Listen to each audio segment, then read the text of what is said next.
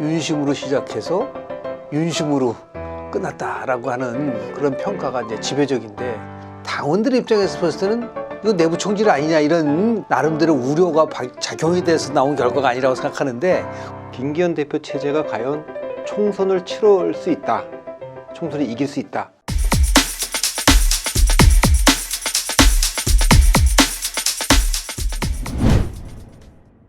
예, 김영준의 미래토크 시작하도록 하겠습니다. 이렇게 표현하면은 뭐 멋쩍을지는 모르겠지만 탈도 많고 말도 많았던 국민의힘 전당대회가 끝났습니다. 앞으로 향후 전국이 어떻게 전개될지 대한민국 최고 논객이라고 볼 수 있고, 뭐 정치 평론, 또 더 나아가서는 우리 정치 컨설턴트를 하고 계시는 박성민 대표 모시고 자세하게 좀 알아보도록 하겠습니다. 반갑습니다. 오늘 나와주셔서 너무 감사드리고요.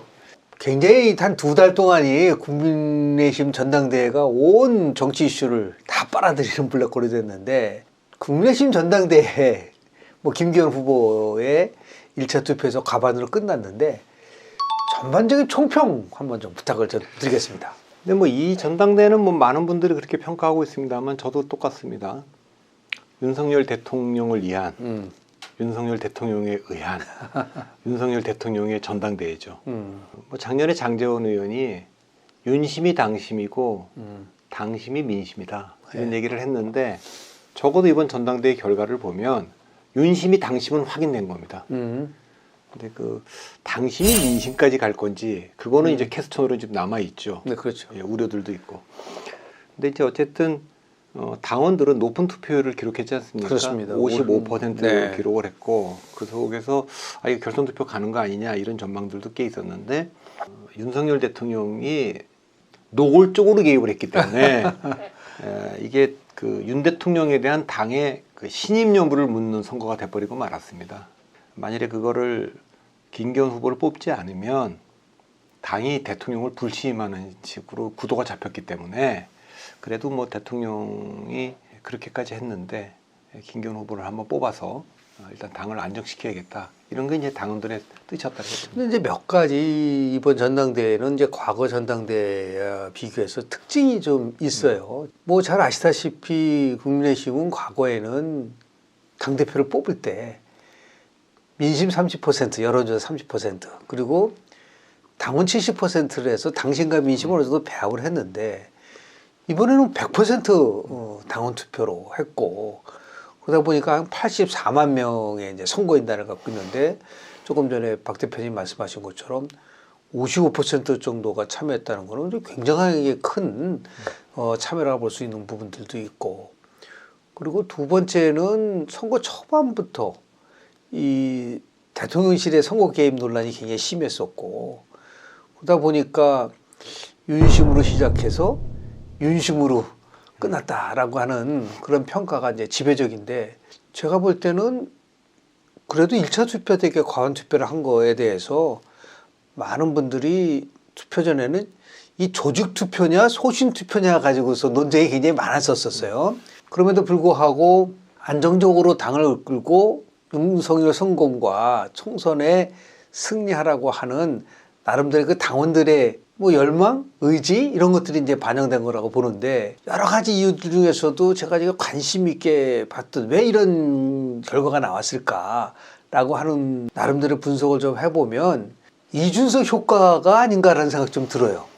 그러니까 선거 때 나름대로 우리가 얘기하는 천하용인이라고 하는 이준석계가 돌풍을 일으킬 것 같고 하니까, 야, 이거 또다시 제2의 이준석 같은 사태가 이루어지면 안 되지 않느냐라는 것도 작용된 거라고 생각하는데, 그리고 더 나가서 지금 어떻게 보면 네거티브로 막 흐르다 보니까 당원들 입장에서 봤을 때는 이거 내부 총질 아니냐 이런 나름대로 우려가 작용이 돼서 나온 결과가 아니라고 생각하는데, 어떠세요? 그 나름대로 영향을 줬었던 요인이 무엇인가 라는 생각을 좀 여쭤보고 싶습니다. 그건 이제 하여튼 많은 분들이 굉장히 다른 각도에서 분석할 겁니다. 이 선거는 본질적으로 그냥 대통령이 그냥 신임을 물은 투표였다. 네. 이제 그렇게 봅니다. 그래서 실제로 김기현 후보를 뽑는 과정에서는 조금 이른 판단인지 모르겠지만 김기현 대표 체제가 과연 총선을 치를 수 있다. 총선을 이길 수 있다. 뭐 이렇게 해갖고 뽑았다고 보지 않습니다. 저는 우리 그 정당사를 보면 2011년에 뽑힌 홍준표 대표 체제도 불과 5개월 만에 박근혜 비대위로 넘어갔고 네.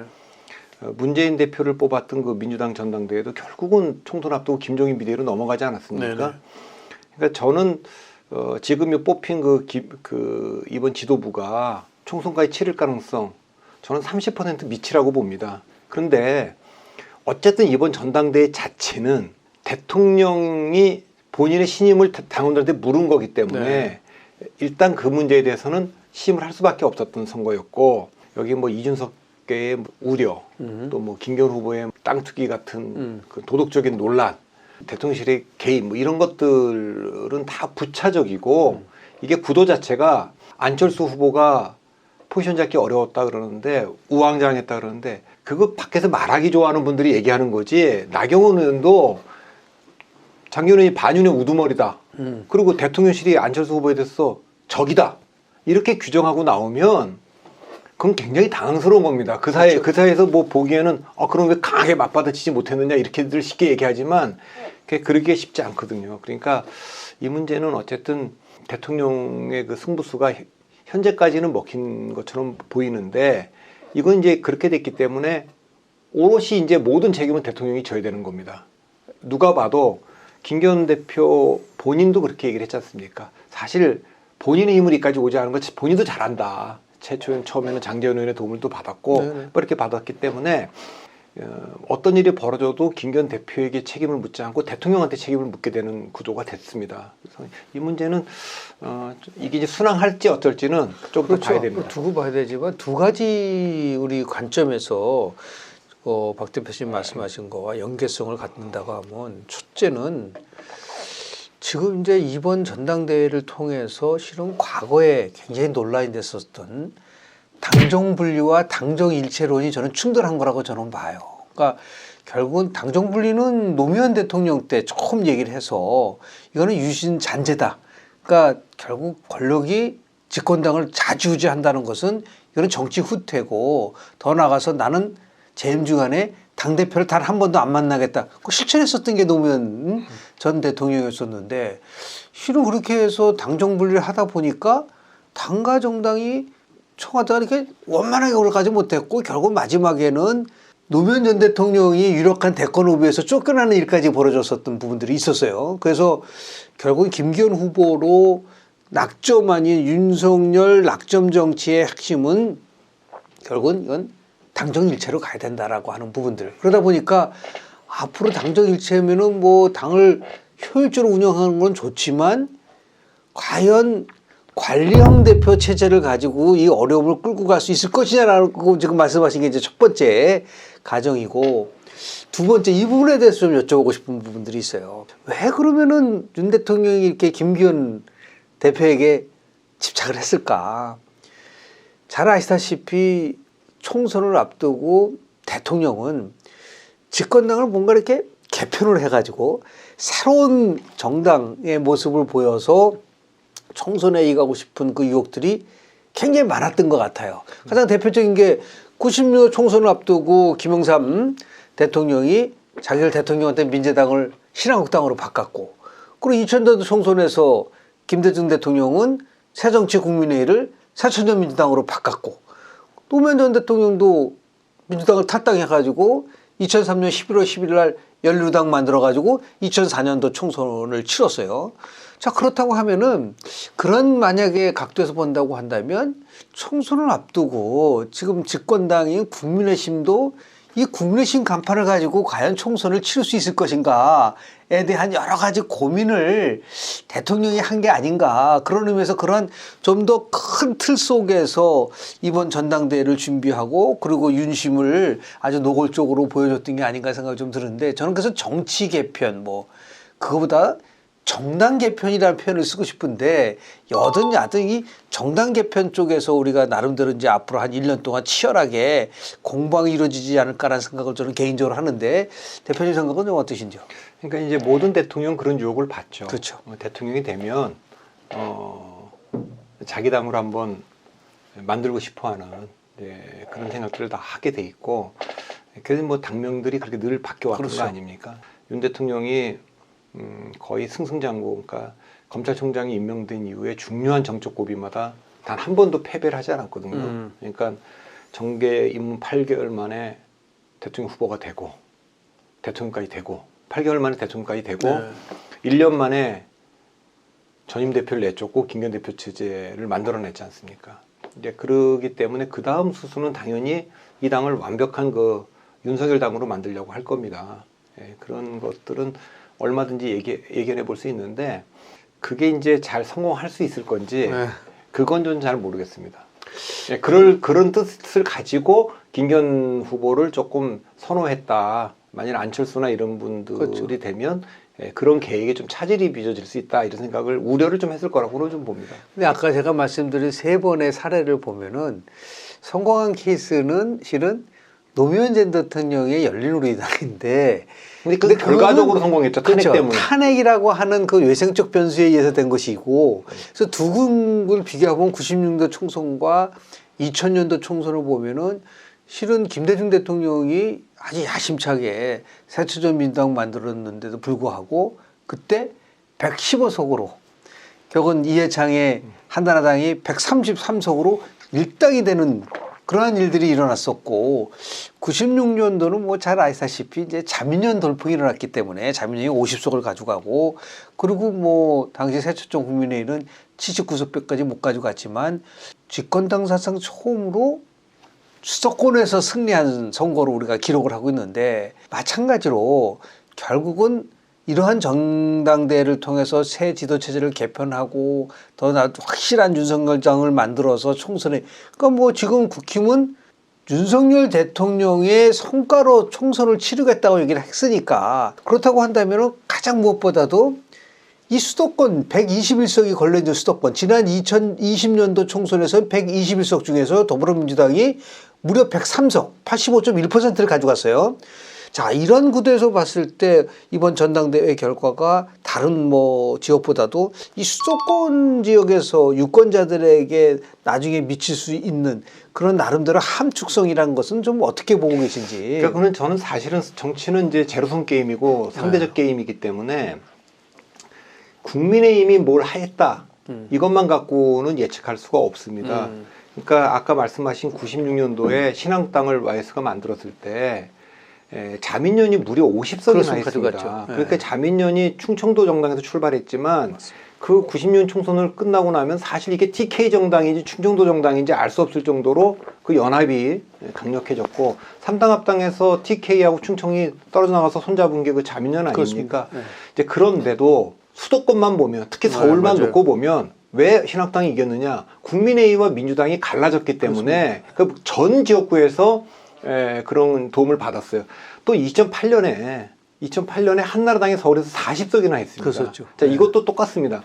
2007년 대통령 선거 때 그 전에 열린우리당에서 많은 사람들이 이제 친노들이 탈당했지 않습니까? 맞습니다. 탈당했다가 2007년도 대통령 선거를 앞두고는 다시 복당을 했죠. 네, 그리고 원샷 경선을 했습니다. 이해찬도 나오고 손학규도 나왔지만 정동영 후보가 결국 됐지 않습니까? 대통령 민주신당으로 이제 들어가 됐죠. 그렇게 됐지만 실제로 530만 표나 참패를 당했습니다. 530만 표 참패에 우리가 주목할 일이 아니고 그 대통령 선거 투표율이 63%밖에 안 됐다는 거에 주목해야 됩니다. 그러니까 그는 민주당 정확하게는 친노가 투표장에 안 나간 겁니다. 그 투표율도 40%대로 2008년도 총선 때 투표율이 가장 낮은 그러니까 63% 대통령 선거를 하고 바로 4개월 뒤에 치러진 총선이 46%입니다. 46%라고 하는 거는 누가 투표장에 안 나왔겠습니까? 그래서 한나라당이 40석을 한 거예요. 문국현 후보가 창조정당에서 했고 7석을 민주당이 가져갔거든요. 맞아요. 저는 이번에 국민의힘의 전당대회 결과보다 더 중요한 것이 민주당이요. 제가 이제 이건 좀 빠른 얘기가 될지 모르지만 제가 지난번에 나왔을 때도 말씀드렸습니다. 이재명 대표 체제로 단일 대우로 총선 치를 가능성 저는 한 5%밖에 안 된다고 봅니다.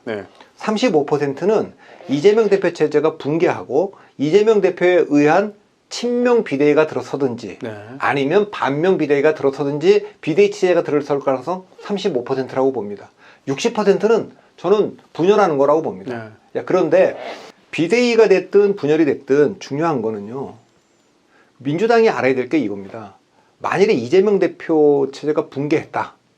그러면 전 지역구에서 특히 개딸들이 수박이라고 부르는 의원 지역에 투표로 안 나올 겁니다. 그러니까 투표 지난번 총선 때는 66%까지 2020년에 올라갔는데 만약 저 투표율이 50%대까지 떨어졌다. 그럼 주로는 민주당에서 이탈을 했을 거라고 저는 보기 때문에 그 결과가 선거에 미칠 영향이 더 크겠다고 저는 보기 때문에 국민의힘 전당대회 결과만 갖고 보기엔 좀 조금 그 부분에 대해서 우리 좀 집중적으로 네.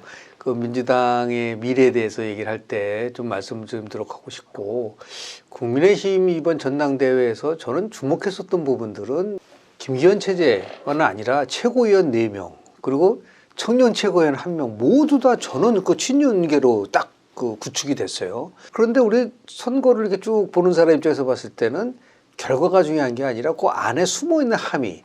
저는 53대 47이라는 구도가 여전히 국힘에서 존재를 하고 있다는 것도 한번 흥미로운 포인트가 아닌가 생각이 좀 들어요. 왜냐하면 뭐 차이는 많이 났지만 안철수 그리고 천하람 더 나가서 지금 황교안 후보 세 후보가 얻은 전체 득표율이 47% 정도 되거든요. 그리고 천하람 후보 같은 경우는 그래도 뭐 늦게 참여를 했지만 15% 정도. 그게 아마도 이준석 전 대표를 지지하는 표가 아닌가 생각이 좀 들고.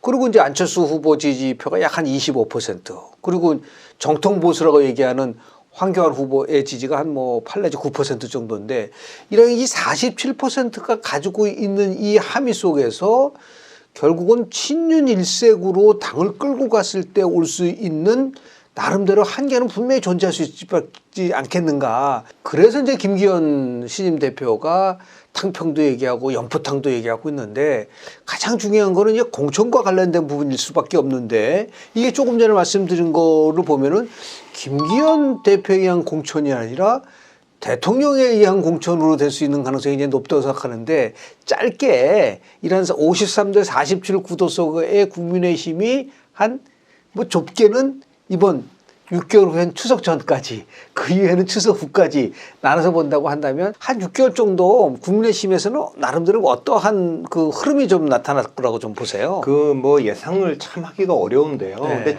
뭐 오래 지켜보셨으니까 알지만 한국 정당사에서 주류와 비주류는 대체로 70대 30 정도, 그렇죠. 뭐 그런 네. 정도로 나타나면 서로 좋다 이렇게 좋다 얘기를 했었는데. 얘기를 많이 한 겁니다. 그게 그렇죠. 규정이 좀 있는 거다 네. 이렇게 얘기를 했는데, 사실 이번에 뭐 53대 47 아닙니까? 그렇습니다. 그러면 그 김기현 대표가 얻은 표라는 거는 사실은 김기현 대표가 총선에 그렇게 그 크게 도움될 것 같지도 않고, 뭐 우려가 많이 있지만, 아까도 말씀드렸지만 이건 대통령이 자기 얼굴로 치르는 총선이라고 얘기했고 본인의 신임을 걸어놨기 때문에 맞아요. 그거를 불신임하기는 어려운 상태로 된 거다. 그 얘기는 뭐냐면, 보수 정당이 박근혜 대통령 탄핵 이후에 권력의 공백 상태이기 때문에 이 공백 상태 때문에 한교안 대표도 대표가 된 적이 그렇죠. 있고, 이준석 대표도 대표가 된 적이 네. 있고, 윤석열 대통령은 대통령이 됐고, 그렇죠. 거기다 밖에서 들어온 안철수도 이걸 다 지분을 경쟁을 한 거예요. 전통적인 분들은 없고, 사실 김기현 후보가 전통적으로 오랫동안 있었다 그러지만 뒤에는 뭐 윤석열 대통령 있는 건 다 아는 거고. 그렇죠. 그러니까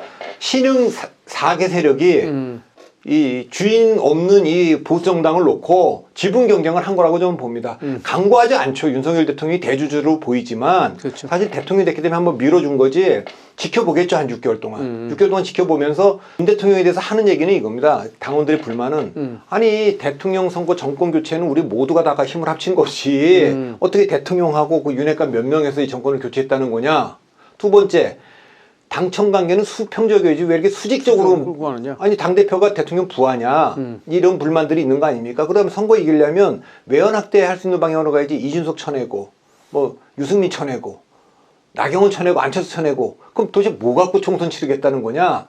그 윤핵관들 가지고 총선을 이길 수 있느냐? 이렇기 때문에 저는 그 김기현 대표 체제가 앞으로 어떤 대통령실과 어떤 관계를 하느냐, 또 당내에 있는 분들하고 어떤 관계 하느냐 지켜보고, 그 다음에 저는 굉장히 큰 변화가 또 연말쯤 올 거다 이렇게 봅니다. 핵심이라는 게 이제 아까 제가 말씀드린 것처럼 이제 정당에 대한 개편이라고 보는데, 여하튼 이제 국민의힘 전당대회를 통해서 새로운 나름대로 여야 관계가 이제 분명하게 이루어졌다고 보는데요. 이게 우리 지금 민주당의 지금 상황도 굉장히 녹록지 않아요. 그 부분에 대해서 한번 집중적으로 얘기하는 시간을 갖도록 하겠습니다. 자, 잠깐! 주식이 어렵다고? 하루 10분 감을 보면 성공 투자의 감이 잡힌다. 투자 정보가 한눈에 감을 통해 해외 주식의 감을 잡아보세요.